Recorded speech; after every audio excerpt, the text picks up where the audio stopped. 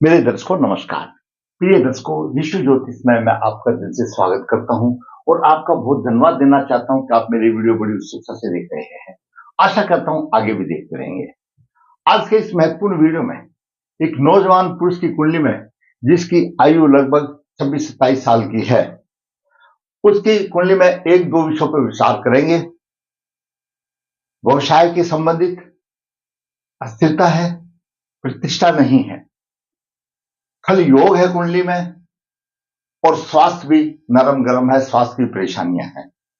दर्शकों, जो मैं आपको बता रहा हूं वो हो सकता है अभी ना हो, लेकिन निकट भविष्य में जब शुभ अशुभ दशा आ जाएगी तो जातक को परेशानी हो जाएगी। कुंडली के 12 भाव में लगन लगने से द्वितीय व धन का, तृतीय पराक्रम, चतुर्थ भाव माता भूमि मकान का, पंचम शिक्षा व छठा रोग शत्रु का, सप्तम भाव जीवन साथी का और दैनिक उपचार का, अष्टम भाव आयु का, नौवां भाग, दसम भाव केंद्र भाव है और सम्मान का भाव है। सबसे पहले हमारी शिक्षाएं हो जाने के बाद में हमारे पास दो तीन चीजों की जरूरत पड़ती है। एक, शिक्षा के अनुरूप हमको व्यवसाय मिल जाए, जरूरी बात है। आगे जीवन व्यापन के लिए व्यवसाय तो चाहिए और जीवन साथी चाहिए। तो ये सम्मान का भाव है, दसम भाव, और ये भाग्य भाव है जो हम लेकर के आए हैं। और एकादश भाव आमदनी का, इच्छा पूर्ति का और हमको समाज से जोड़ने वाला है, सर्प भाव है। द्वादश भाव तीर्थ भाव है, सेवा सुख का, विदेश का भाव है। दर्शकों, बात करते हैं खल योग की। ये 12 भावों में 12 राशियां हैं और इनके स्वामी ग्रह 7 ही ग्रह हैं। ये जब ग्रह भ्रमण करते हैं तो एक दूसरे की राशि में आ जाते हैं। हमारे ज्योतिष के कर्मधारों ने उन्हीं के आपस में राशि को राशि परिवर्तन योग कह दिया है और उसको 3 भागों में बांट दिया गया है। खल योग जो कि बहुत अच्छा होता है, लक्ष्मी उसके हमेशा लक्ष्मी की कृपा रहती है। उसके बाद आता है खल योग, फिर आता है दैत्य योग। तो कुंडली में खल योग है, खल योग की बात करते हैं। इससे पहले भी मैं जब जब कुंडली आती है मैं बताता रहता हूं, पहले ही बताया था। खल योग क्या है? खल योग तीसरे भाव से संबंध में बनता है। तीसरा भाव बाकी जो भाव है, कुछ जो भाव है उनके साथ राशि परिवर्तन को, यानी तीसरे भाव का स्वामी। कैसे? अगर तीसरे भाव का स्वामी लगने से राशि परिवर्तन करेगा तो खल योग होगा। तीसरे भाव का स्वामी द्वितीय भाव से करेगा तो खल योग होगा। तीसरे भाव का स्वामी चतुर्थ भाव से राशि परिवर्तन करेगा, तीसरे भाव की राशि यहां आएगी, चतुर्थ भाव की यहां आएगी, इसको बोलते राशि परिवर्तन होगा। और तीसरे भाव का स्वामी पंचम भाव से पंचम भाव की राशि यहां आएगी, तीसरे की यहां आएगी, ये भी खल योग होगा। और तीसरे भाव का स्वामी सप्तम भाव से करेगा, फिर तीसरे भाव का स्वामी नवम भाव से करेगा। आपस में नवम भाव की राशि तीसरे में चली जाएगी, तीसरे की नवम भाव में आ जाएगी। और 10वें से तीसरे भाव का स्वामी दसम भाव में होगा, दसम भाव का स्वामी तीसरे भाव में होगा। इसको भी खल योग के संज्ञा दी गई है। फिर है एकादश भाव से, तीसरे भाव का स्वामी एकादश में होगा, एकादश भाव का स्वामी तीसरे में होगा। इस प्रकार ये 8 योग बताए गए हैं खल योग। बाकी योग कोई दैत्य योग में आता है तो कोई लक्ष्मी राशि परिवर्तन योग में आता है। 8 बनते हैं कुंडली में। इसका क्या प्रभाव होता है? खल योग में कभी कभी तो अन्याय के मार्ग पर चल जाता है जातक, और कभी कभी मार्ग पर इतना चलता है तारीफ के पुल बांध देता है, और कभी भाग्य वृद्धि हो जाता है तो कभी भाग डाउनफॉल हो जाता है। कभी सरल भाषा बोलने वाला हो जाता है, मधुर वाणी हो जाती है, तो कभी कटुभाषी हो जाता है। कभी सुफल मिलते हैं तो कभी असुफल मिलते हैं। कभी दीनता दरिद्रता आ जाती है तो कभी धनवान बन जाता है। तो इस तरह से कलयुग बालक की दिनचर्या डगमगाती रहती है, कभी अच्छा कभी बुरा। ये प्रभाव देखने को मिलते हैं। जिसकी कुंडली में है, जैसा मिलते हैं मैं कहूंगा कमेंट बॉक्स में बताए, ताकि ज्योतिष शास्त्र की पुष्टि हो। तो ऐसा प्रभाव अलग है। अब जातक की कुंडली में तीसरे भाव का स्वामी पंचम में है, पंचम भाव का स्वामी तीसरे भाव में है, खल योग है। उसके बाद वृश्चिक लगन की कुंडली, जिसका हम दिखाने जा रहे हैं वृश्चिक लगन कुंडली लग्नेश एकादश भाव में। कोई भी लगन की कुंडली हो, लग्नेश अगर एकादश भाव में हो तो परिश्रम से मेहनत करवाता है। कुछ लग्नों में थोड़ी सी त्रुटियां भी लेकर के होती है, तो ऐसा होता है। खल योग मैंने बता दिया, तीसरा और पंचम भाव का राशि परिवर्तन योग। धनु राशि, कोई भी आपकी जो 12 राशियां हैं और 27 नक्षत्र हैं, उन 12 भावों में और नक्षत्रों को हमारी मानव शरीर की रचना के आधार पर बांटा गया है। जहां पर अशुभ प्रभाव, पाप प्रभाव अशुभ होगा, उससे संबंधित जातक को बीमारी आएगी। जिस कुंडली का हम वर्णन करने जा रहे हैं उसकी धनु राशि पीड़ित है और पूर्वाषाढ़ा नक्षत्र है। पूर्वाषाढ़ा नक्षत्र के स्वामी शुक्र हैं, अधिक पाप प्रभाव। और भी पाप प्रभाव है, वो जैसे ही हम बताते साम आएंगे तो मैं साथ साथ बताते चलूंगा। खल योग मैंने आपको बता दिया, खल योग क्या होगा। व्यवसाय में प्रतिष्ठा नहीं है, स्वास्थ्य कमजोर है, आगे विचार करेंगे। जातक का जन्म 9 जुलाई 1997 शुक्ल पक्ष पूर्व फल नक्षत्र 1 बुधवार को हुआ। योग था व्यतिपात। व्यतिपात योग अपने आप में अशुभ है, प्रेत बाधा को जन्म देता है, इसलिए मुझे लिखना पड़ा व्यतिपात योग, ताकि याद आ जाए खाते टाइम पर। जन्म के समय पर वृश्चिक लग्न में 5 डिग्री है और तृतीय भाव में गुरु नीच राशि में वक्री है। चतुर्थ भाव में केतु 29 डिग्री है। पंचम भाव में शनि मीन राशि में 26 डिग्री लेकर के और अष्टम भाव में सूर्य मीन राशि में 23 डिग्री लेकर के। नवम भाव में शुक्र 19 डिग्री और बुध 8 डिग्री लेकर के। दसम भाव में राहु 29 और चंद्रमा 15 डिग्री लेकर के 13 डिग्री का राहु से इफेक्टिव है चंद्रमा। मंगल एकादश भाव में शत्रु राशि में 15-45 लेकर के है। कोई भी लगन होता है उसके लिए हम 3 बिंदु हमेशा देखते हैं, लगन का स्वामी, पंचम का स्वामी और नवम भाव का स्वामी। इन तीनों की स्थिति पहले देख लेनी चाहिए। लगन वृश्चिक लगन अपने आप में पितृदोष है, क्योंकि उसकी मूल त्रिकोण राशि 6ठे भाव में है। यह लगन जहां शुभ प्रभाव देगा तो वहां पर 6ठे भाव का भी प्रभाव देगा, क्यों 6ठा भाव रोग का है, रोग भी देगा वहां पर। लग्नेश एकादश भाव में है, कोई भी राशि हो, इसका स्वामी अगर एकादश भाव में होगा, चाहे कोई भी लगन की राशि हो, वह धन से संबंधित परिपूर्ण होगा, कोई दिक्कत नहीं आएगी। और लग्नेश पंचम भाव को देखेगा तो शिक्षा संतान में कोई परेशानी नहीं आएगी। तो लग्नेश की एकादश भाव में अच्छी है। लग्नेश है, यहां पर परिश्रम द्वारा लाभ तो मिलता है, परंतु शारीरिक रोगों का शिकार बनना पड़ता है, उसको सामना करना पड़ता है अगर यहां पर मंगल 6ठे भाव में है वृश्चिक लगन की राशि में। क्योंकि मंगल 6ठे भाव का भी स्वामी है, तो शारीरिक रोगों का उसको से परेशानी होती है।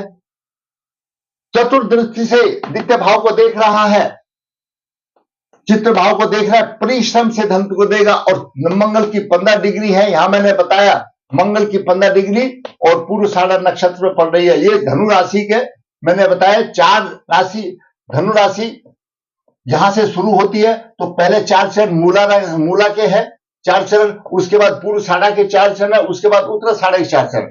तो मंगल यहां से देख रहा है, धनु राशि में देख रहा है, यहां पर देख रहा है 15-45 पर, तो रोगेश है और पूर्वाषाढ़ा राशि पीड़ित हो रही है मंगल से। आगे बात करते हैं। गुरु नीच राशि में वक्री तो है, मान लिया जाए, लेकिन गुरु की तो नीची राशि रहेगा और वक्री होगा, तो मतलब तीर्थ भाव का वो आपको फलों की हानि नहीं करेगा। वक्री होने से बता गया कि उच्च फल देता है। वैसे ही तीसरे भाव को बुध और शुक्र देख रहे हैं, कोई दिक्कत नहीं आएगी। पंचम भाव में शनि है, शनि दूसरे तीसरे भाव का स्वामी है और वृश्चिक लगन के लिए अकारक शनि है। शनि और मंगल आमने सामने है, यहां पर यह सबसे बड़ी परेशानी आ गई। अब गुरु की बात करते हैं। गुरु 23 डिग्री के लिए ऊपर है, 70 यानी 7वीं दृष्टि से, सप्तम दृष्टि से धनु राशि में देख रहा है सूर्य। गुरु ने सूर्य, और सूर्य दसम भाव का स्वामी है। पहली बात तो ये, दसम भाव का स्वामी अष्टम भाव में आया, पूर्व जन्म के पाप कर्मों के अनुसार ही दसम भाव का स्वामी, ये दसम भाव का स्वामी जब अष्टम आ जाता है तो आप उस जातक के पूर्व जन्म में गहन पाप किए, वो निकालना होगा। वर्ग कुंडली देख करके क्या पाप किए तो आ जाएगा, उसे संबंधित उपाय करना चाहिए। तो यहां पर यह कहूंगा, दसम भाव का स्वामी जो अष्टम में आ जाता है, देगा थोड़ा सा, क्योंकि भाव से एकादश भाव में है, लेकिन वैसे अष्टम में आ गया तो कुछ नहीं रहेगी। यहां पर दसम भाव का स्वामी सूर्य अष्टम में आ गया, पूर्वजन्म के पाप कर्म कर रहा है, और सूर्य केतु से पीड़ित हो गया, कुंडली शापित भी हो गई। दसम भाव का स्वामी सूर्य पीड़ित हो गया, कुंडली शापित होगी, तो प्रतिष्ठा कहां मिलेगी? नवम भाव में बुध और शुक्र है, बुध कर्क राशि में है, संक्रामक रोग दे देता है, बुध और शुक्र भी संक्रामक रोग दे सकता है। फेफड़ों से संबंधित, श्वास से संबंधित, चेस्ट से संबंधित कोई ना कोई संक्रामक रोग होने की संभावना आ जाती है। अभी नहीं तो दशा जब आ जाएगी तब हो जाएगी, कोई इसमें कोई दो राय नहीं है। इनके खांसी, नजला, जुकाम आदि को आसानी न ले, संक्रामक रोग देगा।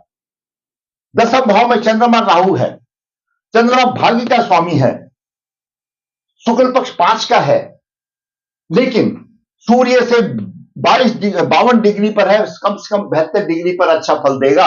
अष्टमी के बाद चंद्रमा बलि माना जाता है, सप्तमी अष्टमी जब 72 डिग्री सूर्य से दूर हो जाते हैं तो बलि माना जाता है राहु के। और दूसरा, चंद्रमा भाग्यश है, भाग के सहारे से कुछ गाड़ी चला रहा है, लेकिन राहु साथ में भी आ गया, चंद्रमा राहु का योग बन गया, इसमें ग्रहण योग बन गया। इस कुंडली में सबसे बड़ी बात यह रही, अब चंद्रमा सिंह की राशि में है, सूर्य की राशि में है, और जब इनकी बलवत्ता को हम सुपरलेटिव डिग्री के हिसाब से लेते हैं, तो जब सूर्य पीड़ित है, दसम भाव का स्वामी सूर्य एक यानी अष्टम भाव में केतु से पीड़ित है, तो सूर्य से नीचे आते हैं गुरु, चंद्रमा, शुक्र, तो उस सूर्य के दोष को कोई दुख दूर नहीं कर सकता। तो यहां पर भाग्येश चंद्रमा तो है, कमजोर है, लेकिन प्रतिष्ठा नहीं दे सकता। हैंड टू माउथ ही चला दिया तो चला दिया, नहीं तो वो भी बहुत है, वो भी राहु से पीड़ित आ गया, इसलिए व्यवसाय में प्रतिष्ठा वाली बात नहीं रहेगी। सूर्य को पहले बचाना पड़ेगा। सूर्य दसम भाव का स्वामी राजा है, सूर्य की राशि में कोई भी शत्रु ग्रह आ जाता है तो भी सूर्य पीड़ित हो जाता है, उसका छोटा सा मन आ जाता है कि मेरे घर में मेरा शत्रु आकर के बैठ गया। हर एक ग्रह का होता है हिसाब किताब, लेकिन क्या है, अगर कहीं पर चंद्रमा पीड़ित है, चंद्रमा किसी काम उसका निष्फल हो रहा है और उसी चीज में सूर्य शुभ देख रहा है उसको, तो उसकी भरपाई कर देता है। लेकिन यहां पर सूर्य पीड़ित है, चंद्रमा से भरपाई नहीं हो रही है, दिक्कत आ रही है, प्रतिष्ठा सम्मान की दिक्कत आएगी, वर्ग कुंडलियों में जाना पड़ेगा। तो यहां पर यह समस्या रही। अब सूर्य पूर्वाषाढ़ा नक्षत्र को देख रहा है, उधर रोगेश मंगल ने देखा पूर्वाषाढ़ा नक्षत्र शत्रु का नक्षत्र है, और सूर्य का भी शत्रु नक्षत्र है पूर्वाषाढ़ा नक्षत्र, सूर्य ने भी यहां पर देखा पूर्वाषाढ़ा नक्षत्र को धनु राशि में। मैंने इसलिए यहां अलग बताया धनु राशि को। उसके बाद शनि की भी दसम दृष्टि पूर्वाषाढ़ा नक्षत्र पर, मित्र नक्षत्र है, लेकिन पाप प्रभाव हो गया, पाप प्रभाव हो गया, शनि का भी हो गया, मंगल का भी होगा, सूर्य का भी होगा, और पूर्वाषाढ़ा नक्षत्र पीड़ित हो गया। और जब पूर्वाषाढ़ा नक्षत्र पीड़ित हो जाता है तो मेरे दर्शकों, इसका राशि स्वामी गुरु होता है, नक्षत्र स्वामी शुक्र है, और देवता जल है। रीढ़ की हड्डी, मूत्रा से संबंधित मधुमेह यानी इसको शुगर बोलते हैं, पथरी, वात, कफ, पेट में गैस, जंघा, पाचन क्रिया, लीवर, अन्य गुप्त रोगों का आगमन कर देता, आशंकाएं हो जाती है, होंगी, आज नहीं तो कल होंगी, कल नहीं तो परसों होंगी, या थोड़ा थोड़ा हो जाता है। आदमी सोचता है अभी हमारी आयु जवान है तो उसको सहन शक्ति रहती है, लेके चलता रहता है, आगे वो भयंकर रूप धारण कर लेती है। पूर्वाषाढ़ा नक्षत्र पीड़ित है। कर्क राशि में बुध शुक्र है, फेफड़ों से संबंधित संक्रामक रोग होगा, आज थोड़ा सा इंडिकेशन होगा, कल बढ़ जाएगा। चंद्रमा राहु का ग्रहण योग हो गया, सूर्य पर केतु का प्रभाव होगा और सूर्य पीड़ित हो गया, और सूर्य से 52 इंच पर चंद्रमा है, कमजोर हो गया। वृश्चिक लगन में, लगने छठे भाव का स्वामी रोग देने वाला है, मैंने आपको बता दिया, आमदनी तो देगा लेकिन शारीरिक स्थिति उसकी कमजोर आएगी। कौल पित्र दोष है, तो वृश्चिक लगन का होना ही कौल पित्र दोष है, जिसकी मूल त्रिकोण राशि छठे भाव में आ जाए। खल योग मैंने आपको बता दिया, धनु राशि पूर्वाषाढ़ा नक्षत्र मैंने बता दिया, अभी चंद्रमा की महादशा चली और शनि की अंतर्दशा चल रही है। यह स्थिति जातक की रही। जातक का प्रश्न था जॉब और प्रमोशन में कैसा होगा, ये तो जॉब और प्रमोशन का मुझे देखना चाहिए था, लेकिन रास्ते में चलते चलते इसको देखा भी तो ये भी आ गया, क्यों जो साथ में ग्रह हैं उसको भी नहीं लेंगे तो कॉन्सेप्ट पूरा नहीं हो सकता, अपने आप में अभी भी पूरा नहीं हो सकता। सूर्य देव यहां आए तो आए क्यों, सूर्यदेव केतु से पीड़ित हुए तो हुए क्यों, चंद्रमा राहु का ग्रहण का दोष हुआ तो क्यों, और वृश्चिक लगन में क्यों पैदा हुए, ये सारी चीज संशय वाली बात रह जाती है। जन्म का कर्मों का फल है। परवर पितृदोष है, कुंडली शापित है, और ऐसे जातक की कुंडली का गहन अध्ययन, वर्ग कुंडली आदि देख करके तब इत्मीनान से, पितृदोष तो है उसमें तो दो राय नहीं है, सूर्य को बलवान भी करना है वो भी कोई दो राय नहीं है, लेकिन उसका एक 10-15 मिनट में निवारण हो नहीं सकता। आप अपने नजदीकी पंडित जी से मिल सकते हैं, गहन अध्ययन करना पड़ेगा, ये थोड़ा सा टाइम लेगा, और इन दोषों का, जो पितृ दोष का निवारण करना पड़ेगा आपको।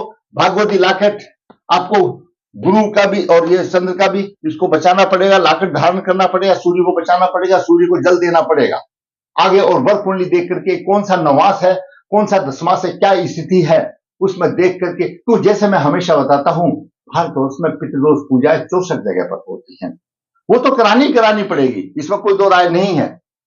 और 64 प्रकार से भी पितृदोष आता है, उससे संबंधित कारक भी कर्म करने पड़ेंगे। आखिर सूर्य जो ग्रहों के राजा है क्यों नाराज हुए, मंगल कुल देवता है, तो यानी बुध कुल देवता है क्यों नाराज हुए, मंगल ग्रामीण देवता है क्यों हुए, क्यों ऐसा ये रोग आया, क्योंकि वृश्चिक लगन अपने आप में पितृदोष है।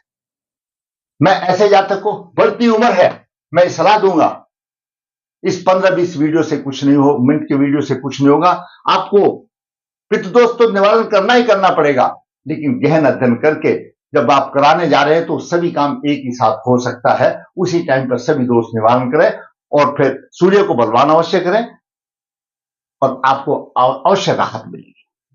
दर्शकों, अगर आपको मेरा वीडियो पसंद आया, जहां तक का प्रश्न था, जो वह प्रमोशन में ये समस्याएं हैं सारी, तो उसने कुछ बोला भी नहीं था, लेकिन फिर भी रास्ते में आया तो हमने सोचा अगर बालक का भला होगा, अपना उपाय कर लेगा। अगर आपको मेरा वीडियो अच्छा लगा है तो लाइक करें, शेयर करें, और जिससे मेरा चैनल सब्सक्राइब नहीं किया सब्सक्राइब करें, और जिसको जो भी है, कोई कमेंट्स में मेरे पास व्हाट्सएप पे लिखता है, भाई जिसकी एक समस्या है वो कमेंट्स बॉक्स में लिख दीजिए, टर्न आने पे वीडियो बनाऊंगा। इनका भी मेरा ख्याल है कहीं एपिसोड 645 में आसपास में कहीं आया हुआ है, नंबर आ गया, करीब 2 महीने के बाद में आ जाता है, 2 महीने के अंदर अंदर में नंबर आ जाता है। मेरा ख्याल है 27 दिसंबर के आसपास में इसका कमेंट्स आया हुआ है, तो मैंने आज उसको वीडियो बना दिया। उसकी मर्जी है, उसको देखिए, मेरा काम है, मैंने जो आपसे प्रॉमिस किया है, भाई आपकी एक समस्या का वीडियो बनाओ, एक के साथ 2-3 अपने आप हो जाती है, गहन अध्ययन नहीं किया जा सकता। अगर आपको वीडियो अच्छा लगा तो लाइक अवश्य करना भाई, ताकि आपको आने वाली वीडियो आपको मिले और आपका मार्गदर्शन हो। धन्यवाद।